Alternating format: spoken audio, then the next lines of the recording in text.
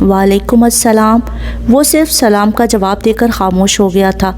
ایک نظر ہبا کو دیکھا، ہمیشہ کی طرح دل میں اتر جانے والی صورت، وہ نگاہ چرا گیا تھا۔ وہ کھانا کھا رہے تھے جب ہبا کا سیل فون بج اٹھا۔ یار ابھی کیا کرنا ہے میں نے آ کر؟ آسمہ ہبا کی دوست تھی جس کی مہندی کا فنکشن وہ چھوڑ کر آئی تھی۔ عظیم صاحب نے ہبا سے فون لے لیا۔ بیٹا میں اس کو بھیج رہا ہوں، تم فکر نہ کرو، کہہ کر فون رکھ دیا۔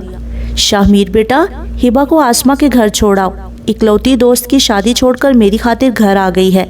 جی ماموں ٹھیک ہے۔ چلو ہبا، اور ماموں کی پریشانی مت لینا، آج رات میں ادھر ہی ہوں، آفس کا کچھ کام ہے، ادھر سکون سے مکمل ہو جائے گا۔ شاہ میر کھڑا ہوا تھا۔ اچھا یہ تو اور بھی بہتر ہے۔ اوکے ابو میں چلتی ہوں پھر۔ وہ مطمئن سی ہو کر کھڑی ہوئی تھی۔ ہاں اور جب آنا ہو شاہ میر کو بتا دینا، وہ لے آئے گا۔ جی ٹھیک ہے۔ چلے؟ وہ شاہ میر کو دیکھ کر بولی۔ اوکے۔ اسٹریٹ 15B سے اسٹریٹ 17B تک محض 2 گلیوں کا راستہ تھا۔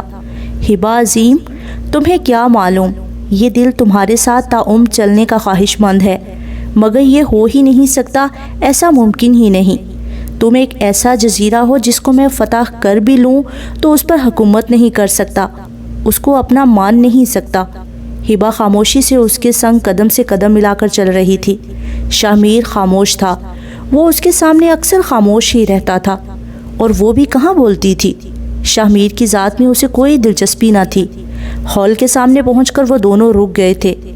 تھینک یو شاہ میر، وہ شکریہ ادا کر رہی تھی۔ ہبا، تمہاری اور میری اتنی انڈرسٹینڈنگ تو نہیں کہ کچھ سمجھا سکوں، مگر اتنا ضرور کہوں گا کہ اپنی زندگی کو انجوائے کرو۔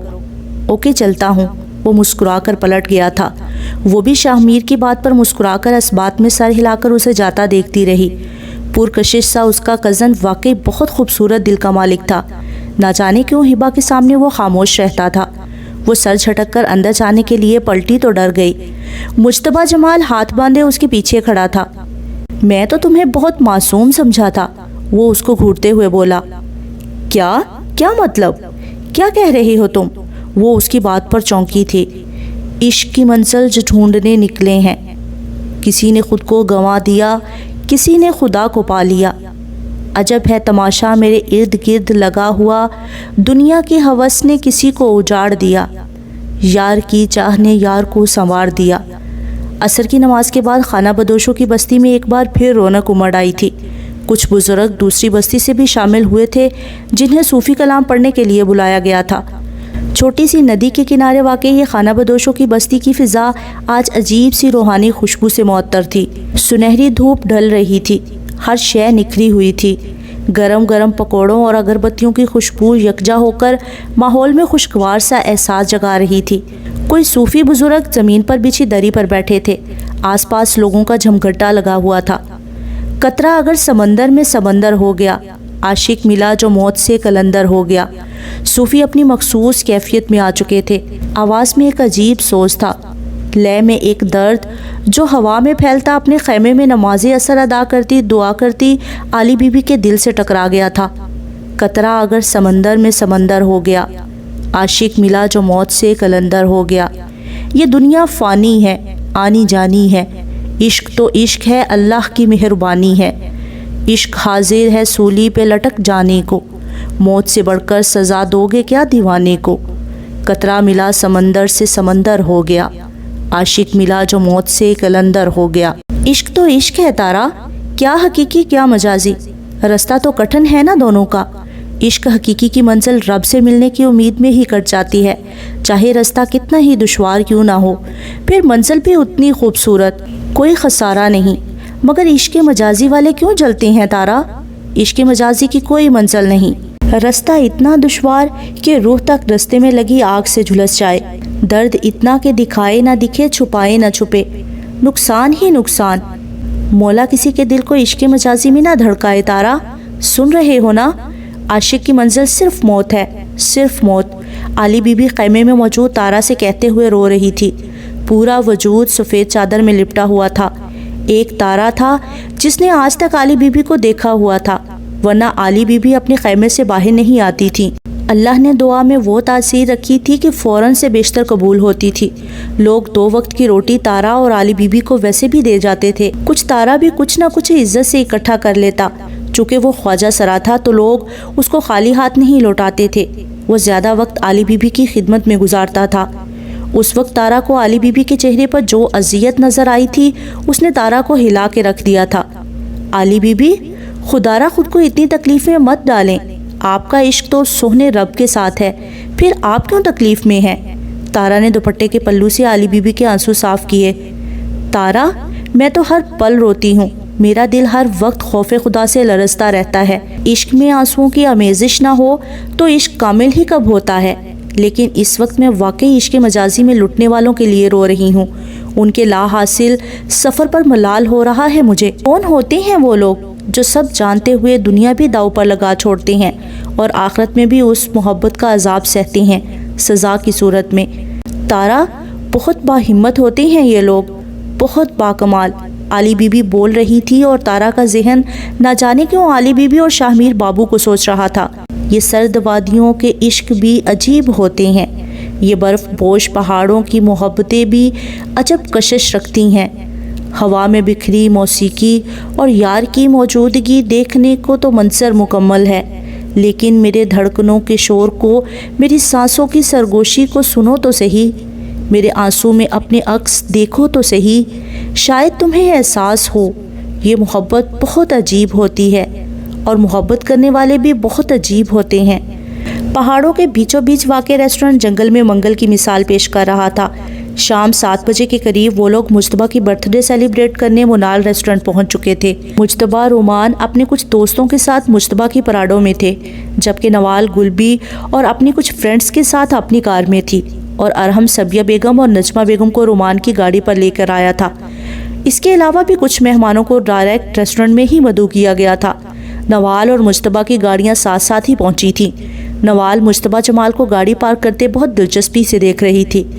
مجتبیٰ کیونکہ بے دلی سے ان کے ساتھ آیا تھا، ناگواری کے تاثرات چہرے پر نمایاں تھے۔ اس کے گاڑی پارک کرنے کے بعد نوال بھی گاڑی پارک کر کے باہر نکل آئی۔ ارحم ان سے پہلے ہی پہنچ چکا تھا۔ رومان بھی اپنے دوستوں کو لے کر نیچے چلا گیا۔ مجتبیٰ نے اسموکنگ کے لیے 5 منٹ لیے تھے، لہٰذا رومان خاموشی سے انتظامات دیکھنے چلا گیا۔ گلبی، آپ بھی میری فرینڈز کو لے کر بھائی کے پیچھے جائیں، ماما اور خالہ جان کو جوائن کریں، میں آتی ہوں، نوال نے گلبی کو کہا، اور گلبی دور کھڑے مجتبیٰ کو دیکھ کر معنی خیز نظروں سے نوال کو دیکھ کر مسکرائی۔ ٹھیک ہے مڑا، چلو بچیوں ہم کے پیچھے۔ نوال نے مسکراتے ہوئے گلبی کو دیکھا اور مجتبیٰ کی جانب بڑھ گئیں۔ سردی یہاں اسلام آباد کی نسبت تھوڑی زیادہ ہی تھی۔ یہ ریسٹورنٹ کچھ اس طرز کے پہاڑوں میں بنایا گیا کہ پارکنگ ایریا اوپر تھوڑی بلندی پہ، جبکہ ریسٹورنٹ نیچے تھا۔ پارکنگ ایریا کے ایک جانب سے سارا اسلام آباد نظر آ رہا تھا۔ رات کے اندھیرے میں یہ منظر اور بھی پرکشش لگتا۔ مجتبیٰ جمال اسی جانب رخ پھیرے کھڑا تھا۔ اتنی بلندی سے شہر کی لائٹس کو دیکھ کر کو بکو بکھرے جگنوں کا گما ہو رہا تھا۔ وہ اتنی بے دردی سے سگریٹ کا کش لگاتا اور مسل کے پھینک دیتا۔ نوال کے اس کی طرف بڑھتے قدم رک گئے تھے۔ وہ وائٹ ڈریس شرٹ کے ساتھ بلیک کوٹ پہنے ہوئے بہت بکھرا بکھرا سا محسوس ہو رہا تھا۔ بینسن کی ڈبی وہ خالی کر چکا تھا۔ اب وہ عجیب اضطراب سے ادھر ادھر ٹہل رہا تھا، پھر رک کر زور سے گرل پہ ہاتھ مارا۔ مجتبیٰ، نوال نے جلدی سے آگے بڑھ کر مجتبیٰ کا ہاتھ تھام لیا۔ کیا کر رہی ہیں آپ؟ زور سے لگ جاتی تو؟ وہ اپنی نازک ہتھیلیوں سے مجتبیٰ کے مردانہ ہاتھوں کو سہلا رہی تھی۔ مجتبیٰ کی اس حرکت پر وہ تڑپ سی گئی تھی۔ مجتبیٰ غور سے نوال کمال حسن کو حیرانگی سے تکنے لگا۔ کتنی فکر نمایاں تھی اس کے چہرے پہ، وہ اس کے درد کو محسوس کر رہی تھی۔ مجتبیٰ نے حیرت انگیز طور پر کوئی مزاحمت نہیں کی تھی۔ دل نوال کمال حسن میں ہبہ عظیم کو دیکھنا چاہ رہا تھا۔ وہ پتہ نہیں کیا کچھ بول رہی تھی، مگر مجتبیٰ بس یکٹک اس کو دیکھ رہا تھا۔ بلیک ٹراؤزر شرٹ میں پونی ٹیل بنائے، شمری آئیز کے ساتھ سافٹ میک اوور میں وہ بلا شبہ بہت حسین لگ رہی تھی۔ سلکی سنہری بالوں کی ایک لٹ اس کے گالوں پر آئی تھی۔ مجتبیٰ کا ہاتھ جانے کس احساس کے تحت اٹھا اور وہ نوال کے چہرے سے اس کے بالوں کو ہٹانے ہی والا تھا کہ اچانک ہی مجتبیٰ کی آنکھوں میں کسی اور کی آنکھوں کی جھلک آئی تھی۔ سیاہ شفاف چمکدار آنسوؤں سے لبالب بھری آنکھیں، ایسی آنکھیں جن کی تاثیر کے آگے نوال کمال حسن کی پرکشش آنکھیں مجتبیٰ کو حقیر لگی تھیں۔ وہ جھٹکے سے پیچھے ہوا تھا اور تیزی سے اس نے نوال کی گرفت سے اپنا ہاتھ چھڑایا تھا۔ What's wrong with you? Just leave me alone. وہ اونچی آواز میں اس طرح دھاڑا کہ نوال بھی ایک لمحے کو کانپ گئی۔ وہ فوراً پیچھے ہوئی تھی۔ مجتبیٰ کہہ کر رکا نہیں اور تیزی سے نیچے چلا گیا۔ نوال شستر سے وہیں کھڑی رہ گئی، بالکل جامد، بالکل ساکت۔ نہ جانے کتنے ہی لمحے وہ ساکن رہی۔ عجیب ذلت کے احساس نے اس کو گھیر لیا تھا۔ آنکھوں سے نمی خود ہی بہہ نکلی تھی۔ مجتبیٰ اتنی تذلیل بھی کرتا ہے؟ مجتبیٰ نے جس حقارت سے اسے دھتکارا تھا وہ اس کی قطعی توقع نہیں کرتی تھی۔ غلطی میری ہی ہے، میں کیوں آپ کے پیچھے پڑی ہوں؟ کیوں اپنے دل کو آپ کے ساتھ بندھا ہوا محسوس کرتی ہوں؟ کیوں آپ سے محبت کرتی ہوں؟ کیوں اپنے سیلف ریسپیکٹ کو روندنے پہ تلی ہوں میں؟ وہ قدرے اندھیرے میں جا کر خوب روئی۔ بس اب نہیں مجتبیٰ، اب میں کچھ بھی ایسا نہیں کروں گی جس سے میں آپ کے قریب ہوں، اب نہیں۔ نوال نے رگڑ کر گالوں پہ بہتے آنسو پہنچے۔ نوال، نوال! ارحم اس کو آوازیں دیتا ہوا اوپر آ رہا تھا۔ وہ خود کو نارمل کرنے کی کوشش کرنے لگی۔ ہیلو مسٹر، میرا راستہ چھوڑیے۔ وہ مجتبیٰ جمال کو یوں ڈھیٹوں کی طرح سامنے کھڑا دیکھ کر تلملا اٹھی تھی۔ وہ کون تھا؟ مجتبیٰ نے شاہمیر جس طرف گیا تھا اس جانب نظروں سے اشارہ کر کے پوچھا تھا۔ ایکسکیوز می، آپ ہوتے کون ہیں یہ پوچھنے والے؟ مجتبیٰ کے اس سوال پر ہبہ عظیم کو غصے کے ساتھ ساتھ اس کی دماغی حالت پر بھی شبہ ہوا تھا۔ مجتبیٰ نے ایک قدم مزید آگے بڑھ کر بغور اس کے ماتھے پر موجود سردی کے باوجود پسینے کی ننھی بوندوں کو دیکھا تھا۔ وہ عجیب الجھی خفگی سے پر نگاہوں سے اس کو دیکھ رہی تھی۔ میں مجتبیٰ جمال حسن، اور تمہیں مسئلہ کیا ہے؟ بتا دو کہ وہ کون تھا، میں تمہارے راستے سے ہٹ جاتا ہوں۔ وہ ہٹ دھرمی سے بولا تھا۔ کزن تھا میرا، اب راستہ چھوڑو۔ ہبہ کو اس کا یوں راستہ روکنا گھبراہٹ میں مبتلا کر گیا تھا۔ اوکے، تمہارا نام؟ وہ دلکشی سے مسکرایا تھا۔ ہبہ عظیم۔ جو آگے بڑھنے لگی تھی مجتبیٰ پھر اس کے سامنے تیزی سے آیا تھا۔ ہبہ عظیم؟ ہبہ نے خوب چبا کر غصیلے انداز میں جواب دیا اور مجتبیٰ مؤدبانہ انداز میں سائڈ پہ ہو گیا۔ ہبہ تیزی سے وہاں سے قدم اٹھاتی اس کی نظروں سے اوجھل ہوئی تھی۔ Hiba Azeem, innocent and lovely girl. Mujtaba کو عجیب اپنائیت اور کشش سی محسوس ہونے لگی تھی اس لڑکی میں۔ وہ جب سے فنکشن میں آیا تھا پہلی نظر جو ہبہ پر پڑی تو اس کے بعد نظروں میں جیسے کوئی سما ہی نہیں رہا تھا۔ وہ اپنے دوست سلمان کا شکر گزار تھا جس کے انتہائی فورس کرنے پر وہ اس فنکشن پہ آیا تھا۔ اگرچہ وہ اسلام آباد رومان کے لیے آیا تھا مگر رومان کی مصروفیت اور مزید بور نہ ہونے کی وجہ سے اس نے سلمان کی پیشکش قبول کی تھی، کیونکہ شادی سلمان کے دوست کی تھی اور آج کمبائن مہندی فنکشن تھا۔ کھانے سے فارغ ہو کر وہ کافی دیر آسما کے زبردستی بٹھانے پر سٹیج پر ہی بیٹھی رہی۔ وہ ایک پراعتماد لڑکی تھی مگر خود کو مسلسل کسی کی نظروں کے تعاقب میں محسوس کر کے کنفیوز ہو رہی تھی۔ مجتبیٰ جمال اپنی قیمتی آئی فون میں نہ جانے اس کی کتنی تصویریں محفوظ کر چکا تھا۔ بات سنو، وہ آسما سے اجازت لے کر ابو کو فون کرنے لگی تاکہ وہ شاہمیر کو بھیج دیں۔ فون بند ہی ہوا تھا۔ عقب سے پھر وہی آواز سن کر وہ رک گئی۔ جی؟ انتہائی طنزیہ جی کہا گیا تھا۔ مجتبیٰ بے اختیار مسکرا اٹھا۔ ایکچولی I'm really sorry، معلوم نہیں تم مجھے کیا کیا سمجھ رہی ہوگی، میں کوئی فلرٹ ٹائپ کا لڑکا نہیں ہوں۔ میری اس طرح کسی کو تنگ کرنے کی عادت بھی نہیں ہے، لیکن تم ویسے ہی اچھی لگ گئی اور ہر اچھی چیز کو جاننا میری عادت ہے۔ وہ مسکراتے ہوئے کندھے اچکا کر بولا۔ ہبہ کو وہ جھوٹا نہیں لگا تھا۔ ہبہ نے بغور دیکھا وہ بہت شاندار پرسنالٹی کا مالک، جاذب نظر بندہ تھا۔ وہ کسی اینگل سے بھی غلط نہیں لگتا تھا۔ اس کی سیاہ چمکدار شفاف آنکھوں میں کھنچاؤ تھا۔ جب براہ راست اس نے ہبہ کی آنکھوں میں دیکھا تو وہ نظر چرا گئی تھی۔ اوکے، اور کچھ؟ وہ سختی سے بولی۔ میں تمہیں صفائی نہیں دے رہا، تم اچھی لگی، سو دوستی کرو گے مجھ سے؟ مجتبیٰ نے اپنا ہاتھ آگے بڑھایا۔ وہ حیران ہی تو رہ گئی۔ بہت فری ہو رہا ہے یہ تو۔ نہیں، مجھے قطعی کوئی دلچسپی نہیں ہے دوستی میں، وہ بھی تم سے۔ وہ جواب دے ہی رہی تھی جب اس کا سیل فون بج اٹھا۔ شاہمیر کی کال تھی، وہ باہر کھڑا ہوگا۔ کال کٹ کر کے جیسے ہی اپنی بات مکمل کرنے کے لیے سر اوپر کیا، مجتبیٰ جمال وہاں موجود ہی نہیں تھا۔ اس نے طائرانہ نگاہ ارد گرد ڈالی، وہ کہیں نہیں تھا۔ ہبہ عظیم سر جھٹک کر باہر آ گئی جہاں شاہمیر اس کا منتظر تھا۔ شاہمیر دروازہ کھولیں۔ رات کے آخری پہر دروازہ اتنی زور سے کھٹکھٹانے والی ہبہ عظیم ہی تھی۔ وہ ہڑبڑا کر اٹھ بیٹھا۔ یا اللہ، خیر؟ جلدی سے اس نے دروازہ ان لاک کیا۔ ہبہ، کیا ہوا؟ وہ ہبہ کو یوں روتا دیکھ کر ازحد پریشان ہوا تھا۔ شاہمیر، ابو۔ وہ بری طرح رو رہی تھی اور شاہمیر ہبہ کی بات مکمل ہونے سے پہلے ہی عظیم صاحب کے کمرے کی جانب بھاگا۔ مامو جان؟ وہ عظیم صاحب کو بیڈ سے نیچے گرا دیکھ کر ساکت سا ہو گیا تھا۔ زمین جیسے قدموں تلے سے نکل گئی۔ وہ ان کے پاس آیا، سیدھا کر کے ان کی سانسیں اور نبض چیک کی۔ ان کی سانسیں بحال تھیں مگر وہ ہوش سے بیگانہ تھے۔ ہبا، گلاب خان کو فون کرو جلدی، ہمیں ماموں کو ہسپتال لے کر ابھی جانا ہوگا۔ شاہ نے عظیم صاحب کو اٹھا کر بیڈ پر لٹایا اور پھر ہوا کسی تیزی سے شاہ اور گلاب خان عظیم صاحب کو لے کر ہسپتال پہنچے۔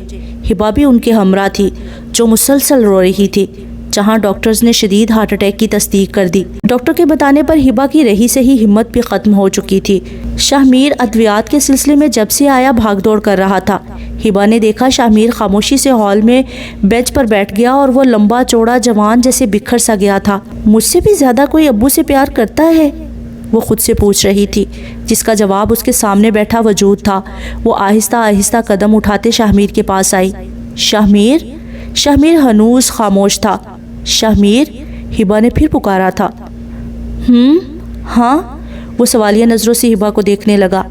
آؤ بیٹھو ہبا، سوری تمہارا خیال ہی نہیں رہا، کچھ چاہیے تمہیں؟ وہ واقعی شرمندہ تھا۔ ہسپتال آئے 3 گھنٹے سے زیادہ کا وقت گزر چکا تھا مگر اسے عظیم صاحب کے علاوہ کچھ سجھائی نہیں دے رہا تھا۔ نہیں، مجھے کچھ نہیں چاہیے۔ ڈاکٹر کیا کہتے ہیں؟ ابو ٹھیک ہو جائیں گے نا؟ وہ شاہ کے ساتھ بیٹھ گئی تھی۔ ہاں انشاءاللہ ضرور ٹھیک ہو جائیں گے، تم بس دعا کرو ہبا۔ گلاب خان کدھر ہے؟ شاہ جانتا تھا کہ ڈاکٹر نے کوئی خاطر خواہ امید نہیں دلائی تھی مگر وہ ہبا کو مزید پریشان نہیں کر سکتا تھا۔ وہ نماز ادا کرنے گئے ہیں۔ شاہ ابو کے کچھ پیسے بینک میں پڑے ہیں، وہ آپ آج نکلوا لیجئے گا۔ ہبا کو ہسپتال کے اخراجات کا بخوبی اندازہ تھا۔ وہ سارا بوجھ اکیلے شاہ پر نہیں ڈال سکتی تھی۔ ہبا، تمہیں مجھ پر بھروسہ ہونا چاہیے اور جو پیسے ماموں جان کے اکاؤنٹ میں ہیں وہ پڑے رہنے دو۔ وہ بہت دور کی سوچ رہا تھا۔ میں ماموں جان کو دیکھ کر آتا ہوں، تمہارے لیے کچھ کھانے کو بھی لاتا ہوں۔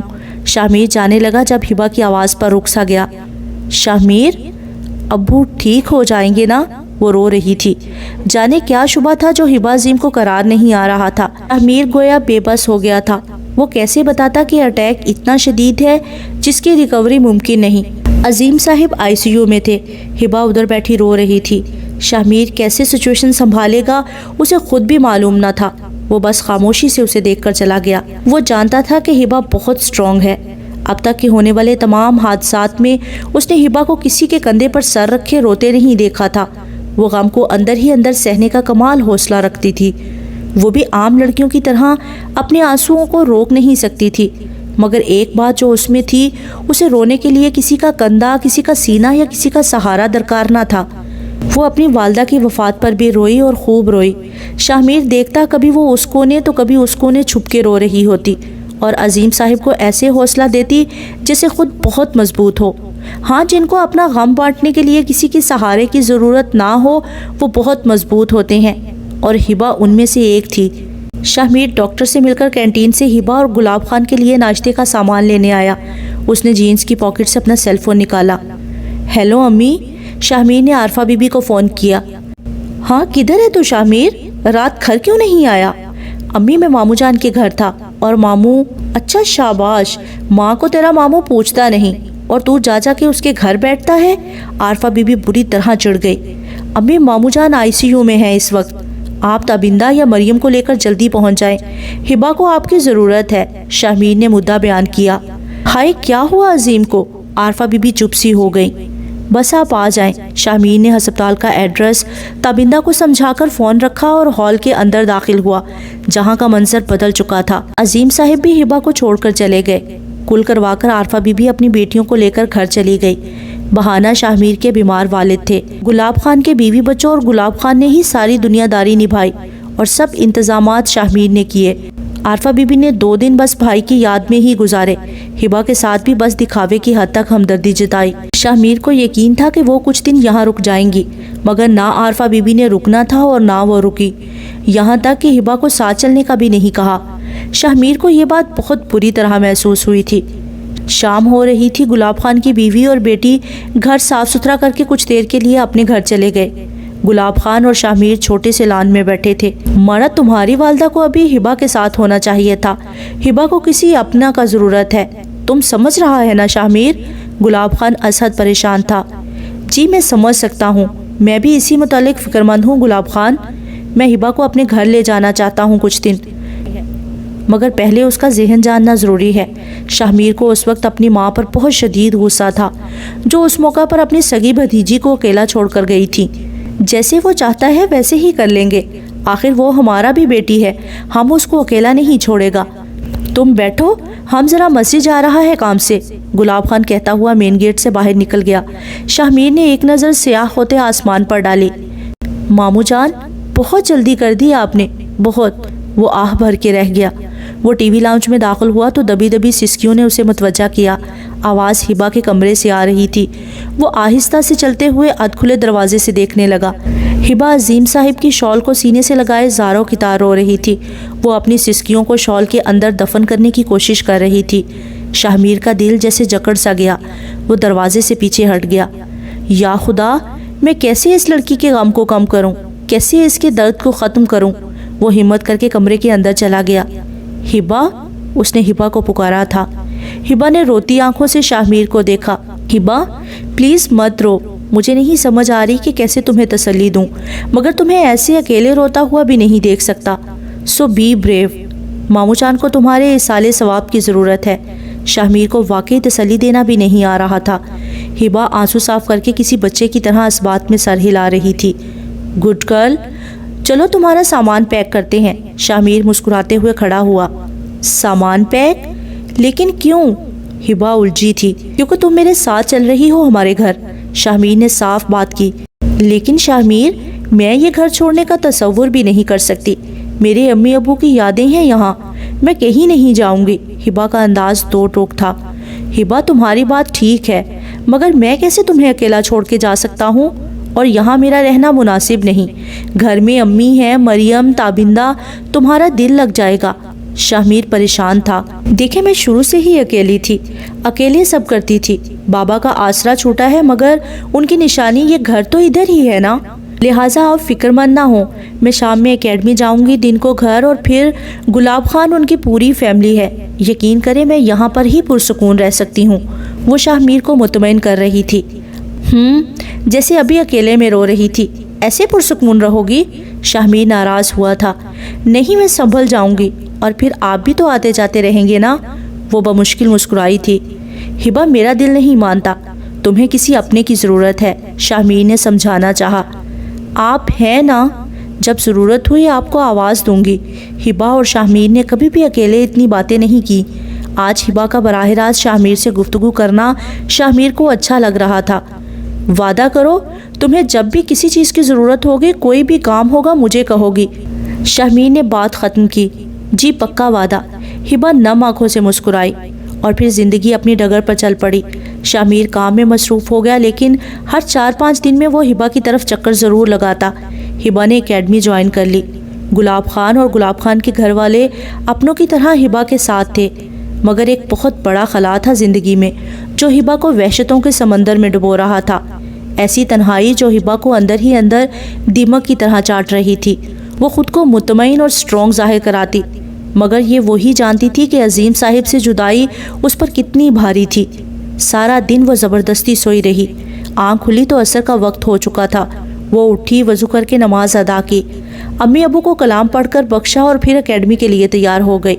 وہ ساری رات ابو کی یاد میں روتی رہی۔ وہ سادہ سی شلوار قمیض پر دوپٹہ لیے ہینڈ بیگ تھامے اکیڈمی کے لیے نکل پڑی۔ گھر سے نکلنے کے بعد اسے غیر معمولی موسم کا احساس ہوا۔ سردیوں کی اوائل کی شامیں تھی، بادل گہرے تھے، آسمان پر خاموش بادل، ماحول بے حد اداس۔ وہ اکیڈمی جانے کا ارادہ تر کر کے ڈی بلاک کے پارک میں آ بیٹھی۔ پارک کے کونے میں بڑے بینچ پر بیٹھ کر وہ ماں باپ کے سنگ گزارے سنہری دور کو یاد کرنے لگی تو درد حد سے سوا ہو گیا۔ اس وقت جب ہبا کی والدہ کا انتقال ہوا، گو کہ عظیم صاحب کے لیے بہت بڑا دھچکا تھا۔ وہ خود بھی معذور ہو گئے تھے، مگر ہبا کو تسلی دینے والے، ہبا پہ جان نچھاور کرنے والے، گھر بھر کو چلانے والے عظیم صاحب ہی تھے۔ ان کے دم سے گھر میں جو سکون تھا وہ اب نہیں رہا تھا۔ اتنے دن گزر گئے، رات کو مسلسل گلاب خان کی بیوی ہی ہبا کے پاس آ جاتی تھی، دن کو اکثر کھانا بھی دے جاتی، مگر پھر ہبا نے منع کر دیا۔ ابو، آپ نے بہت جلدی کر دی، اپنی بیٹی کو بالکل تنہا کر گئے آپ۔ آنسو اس کی آنکھوں سے ٹوٹ ٹوٹ کر گرنے لگے۔ ہوا میں خنکی بڑھ رہی تھی، اور ادھر ہبا عظیم کے دل کا بوجھ۔ یہ سوسائٹی کا چھوٹا سا انتہائی خوبصورت پارک تھا، جس کے واکنگ ٹریک پر یہ سوسائٹی ہوا میں خنکی بڑھ رہی تھی، اور ادھر ہبا عظیم کے دل کا بوجھ۔ یہ سوسائٹی کا چھوٹا سا انتہائی خوبصورت پارک تھا، جس کے واکنگ ٹریک پر مرد عورتیں واک کر رہے تھے، بچے کھیل رہے تھے۔ وہ ان سب سے قدرے الگ بیٹھی اب مسلسل رو رہی تھی۔ عجیب اضطراب تھا، عجیب درد تھا جو شام کے ساتھ ساتھ اس کے وجود پر بھی پھیل رہا تھا۔ اگرچہ وہ بالکل خاموش تھی، مگر رونے میں مزید شدت آ گئی۔ وہ خود کو بہت اکیلا محسوس کر رہی تھی۔ اس کے پاس کوئی رشتہ نہ بچا تھا۔ بہت چھوٹا تھا جب بابا نے مجھے چلنا سکھایا، بولنا سکھایا، دنیا میں رہنے کا طریقہ سکھایا۔ بہت چھوٹا سا۔ ہبا نے ششدر سی روتی آنکھوں سے دیکھا۔ مجتبیٰ جمال ہبا سے تھوڑے فاصلے پر بولتے ہوئے بینچ پر بیٹھ گیا۔ بابا سے اس حد تک محبت تھی، جینے کا تصور بھی ان کے بغیر محال تھا۔ جیسے جیسے بڑا ہوا لگاؤ اس قدر تھا کہ بابا کے سائے کی طرح ان کے ساتھ رہتا تھا میں۔ ہر بڑھتے قدم میں ان کی ضرورت تھی مجھے۔ وہ سامنے کھیلتے بچوں پر نظریں جمائے بول رہا تھا، اور ہبا کی نظریں اس کے چہرے پر جمی ہوئی تھی۔ آنسو ہبا کی آنکھوں میں ٹھہر سے گئے تھے۔ پھر معلوم ہے کیا ہوا؟ وہ ایک لمحے کے لیے رک کر براہ راست ہبا کی بھیگی آنکھوں میں دیکھنے لگا۔ ہبا کو مجتبیٰ جمال کی آنکھوں میں اپنا درد نظر آیا۔ وہ یک ٹک مجتبیٰ کو دیکھنے لگی۔ ایک رات بہت تیز، بہت خوفناک طوفان آیا۔ ہر طرف زمین سے درخت اکھڑ اکھڑ کر گرنے لگے، اور اسی طوفان نے ہمارے سایہ دار شجر کو جڑ سے اکھیڑ کر رکھ دیا۔ ہاں، اس رات بابا کا بہت بڑا روڈ ایکسیڈنٹ ہوا، وہ نہ بچ سکے۔ مجتبیٰ کی آنکھیں باوجود ضبط کے سرخ ہو گئی، آنکھوں میں نمی تیرنے لگی۔ وہ کچھ دیر خاموش رہا۔ وہ دونوں ایک دوسرے سے انجان تھے، مگر دونوں کے بیچ موجود خاموشی جانی پہچانی تھی۔ اور پھر تمہیں معلوم ہے، میں 2 دن تک گھر سے فرار رہا، خود سے فرار رہا۔ میں اس دنیا میں نہیں رہنا چاہتا تھا جہاں میرے بابا ہی نہ ہوں۔ میں ان کے بغیر اپنی زندگی کا تصور کر ہی نہیں سکتا تھا۔ مگر، وہ سر جھکائے بتا رہا تھا۔ مگر؟ ہبا عظیم نے مگر پر اس سے مگر کا مطلب جاننے کے لیے سوال کیا۔ مجتبیٰ نے سر اٹھا کر ہبا کو دیکھا۔ آسمہ کے شوہر سے کیونکہ مجتبیٰ کی سلام دعا ہو گئی تھی، باتوں باتوں میں انہی سے معلوم ہوا تھا۔ آسمہ کے بارات والے دن ہبا کے ابا انتقال کر گئے۔ وہ سب گھر والے رخصتی کے بعد افسوس کے لیے بھی آئے۔ پھر آسمہ ایک بولڈ لڑکی تھی۔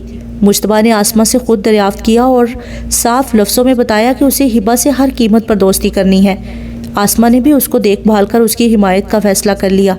وہ ہبا کو دیکھے گیا جو دنیا جہان سے بیگانہ ہو کر اس کا غم سن رہی تھی۔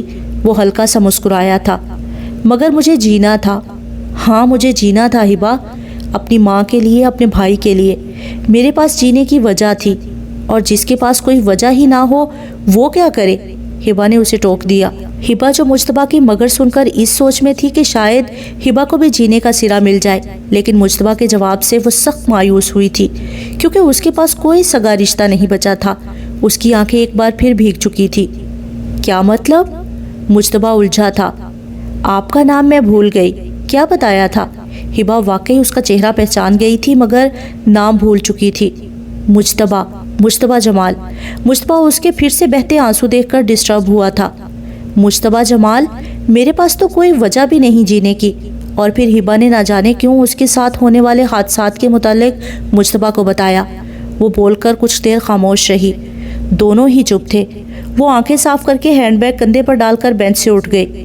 بہت شکریہ مجتبیٰ، تم سے بات کر کے میرے بوجھل دل کا بوجھ کم ہوا۔ تھینک یو سو مچ۔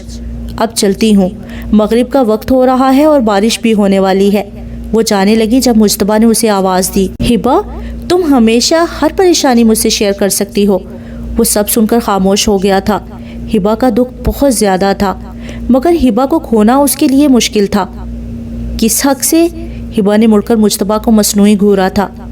دوست سمجھ لو، یہ میرا وزٹنگ کارڈ رکھو، جب کبھی میری ضرورت ہو مجھے یاد کر لینا۔ اور ہر ویکنڈ پر میں اسلام آباد آتا ہوں، ملنا چاہو تو بھی موسٹ ویلکم۔ ہبا حیرت سے مجتبیٰ کو دیکھ رہی تھی جو بہت اسٹریٹ فارورڈ تھا۔ اوکے، ہبا نے وزٹنگ کارڈ پکڑ لیا۔ اور بات سنو۔ وہ جانے کے لیے پلٹی تو وہ سامنے آ گیا۔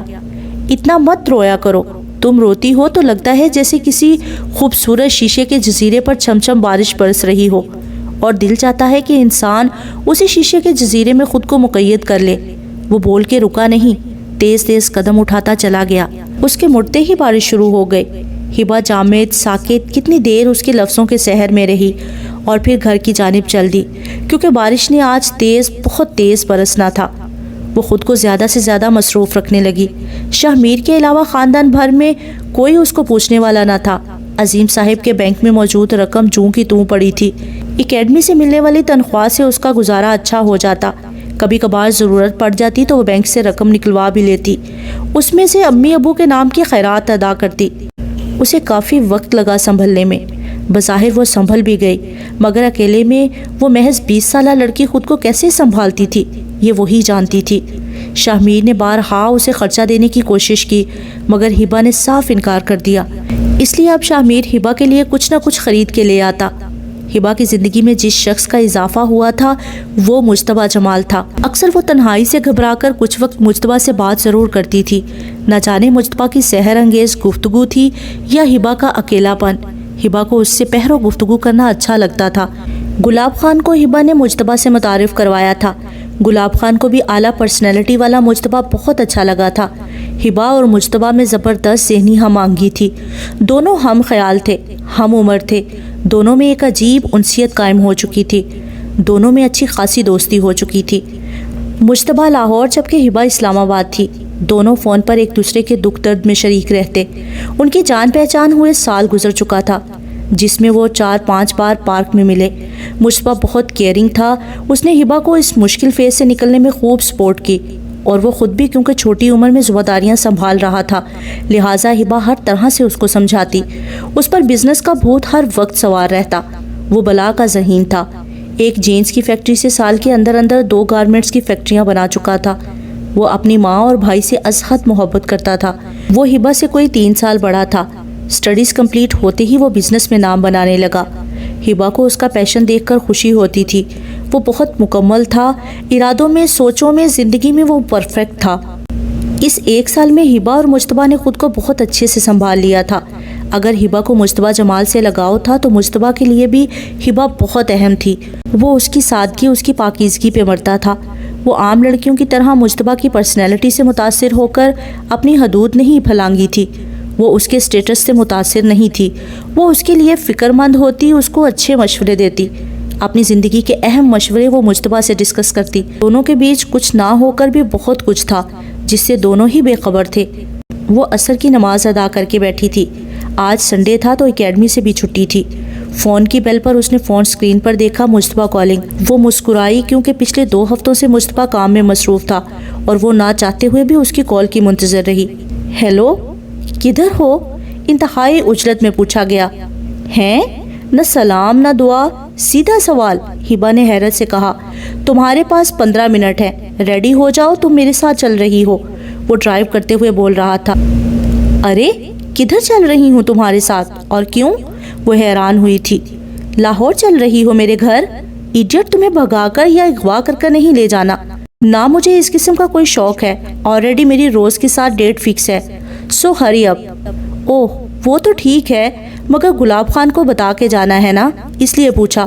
وہ کنفیوز ہوئی تھی۔ ہبا اسلام آباد میں گھومنے کو دل چاہ رہا تھا، سوچا تمہیں بھی ساتھ لے لوں گا، تھوڑی آؤٹنگ بھی ہو جائے گی تمہاری، اور آسما کو بھیج رہا ہوں تمہاری طرف، وہ تمہیں لے آئے گی۔ وہ پکا تیاری کے ساتھ آ رہا تھا، اس کا بھی بہت دل چاہ رہا تھا آؤٹنگ کا۔ وہ خوش ہو گئی تھی۔ ٹھیک 20 منٹ بعد وہ آسما کے ساتھ مجتبیٰ کی گاڑی کے سامنے کھڑی تھی۔ آسما جو میکے میں رہنے آئی ہوئی تھی، ہبا کو خدا حافظ کہتی اور مجتبیٰ کو مسکراتے ہوئے ویو کرتے واپس چلی گئی تھی۔ شام گہری ہو رہی تھی۔ کالونی کے باہر بنی خوبصورت سی پھولوں کی مارکیٹ بنی ہوئی تھی۔ آسمان صاف تھا، شام نکھری نکھری تھی، پھولوں کی خوشبو ہر طرف بکھری ہوئی تھی۔ وہ آسما کو جاتا دیکھتی رہی، پھر واپس پلٹی تو مجتبیٰ اس کے پیچھے کھڑا شرارت سے مسکرا رہا تھا۔ وہ ڈر گئی تھی۔ اف، ڈرا دیا تم نے، وہ اس کو گھوری تھی۔ یہ تمہارے لیے؟ مجتبیٰ نے نہایت نفیس سا ہلکے گلابی پھولوں والا بکے ہبا کی جانب بڑھایا تھا۔ وہ ایسے تازہ خوبصورت گلاب دیکھ کر بہت خوش ہوئی۔ سامنے بنی فلاور شاپ میں کوئی بھی بکے اتنا خوبصورت اور منفرد نہیں تھا۔ وہ پھولوں کی خوشبو لینے لگی۔ مجتبیٰ نے غور سے اسے دیکھا۔ گرمیوں کی آخری شاموں میں سے ایک خوبصورت شام، اس شام میں جیسے دنیا بھر کی سادگی، جہاں بھر کی پاکیزگی سمٹ آئی ہو۔ پھولوں کی مہک سے معطر فضا، وہ سمجھ نہیں پا رہا تھا کہ وہ کس احساس میں ڈوب رہا تھا، پھولوں کی تازگی پر یا ہبا عظیم کی شفاف چمکتی سادگی پر۔ وہ ہلکا پیچ کلر کا سادہ سا فراک پہنے ہوئے تھی، کسی بھی قسم کے میک اپ سے عاری شفاف چہرہ، بھرے بھرے گال اور سیاہ چمکدار آنکھیں، وہ انتہائی پرکشش لڑکی تھی، کسی سجاوٹ کسی بناوٹ سے پاک۔ اس کا لمبا قد، بھرا بھرا سراپا اسے اور بھی نمایاں کرتا تھا۔ ہیلو مسٹر، گرمی بہت ہے یہاں، کچھ دیر مزید کھڑی ہوئی تو بے ہوش ہو جاؤں گی۔ اس نے خیالوں میں گم مجتبیٰ کے آگے ہاتھ لہرایا تھا۔ ہاں تم گاڑی میں بیٹھو، میں آیا۔ مجتبیٰ نے ہاتھ میں پکڑی ریموٹ کی سے گاڑی ان لاک کی۔ ہبا خاموشی سے جا کر فرنٹ سیٹ پر بیٹھ گئی۔ گاڑی میں آتے ہی تیز، ٹھنڈا اور خوشگوار مہک کا احساس ہوا تھا۔ اس کے اعصاب یک دم فریش ہو گئے تھے، گو کہ وہ یوں مجتبیٰ کے ساتھ جانا مناسب نہیں سمجھ رہی تھی، مگر وہ اپنی بے رنگ زندگی سے اکتا چکی تھی۔ ایسے میں خود کو فریش کرنے کے لیے وہ مجتبیٰ کو انکار نہیں کر سکی۔ مجتبیٰ کی خوشبو اس کی گاڑی میں پھیلی ہوئی تھی،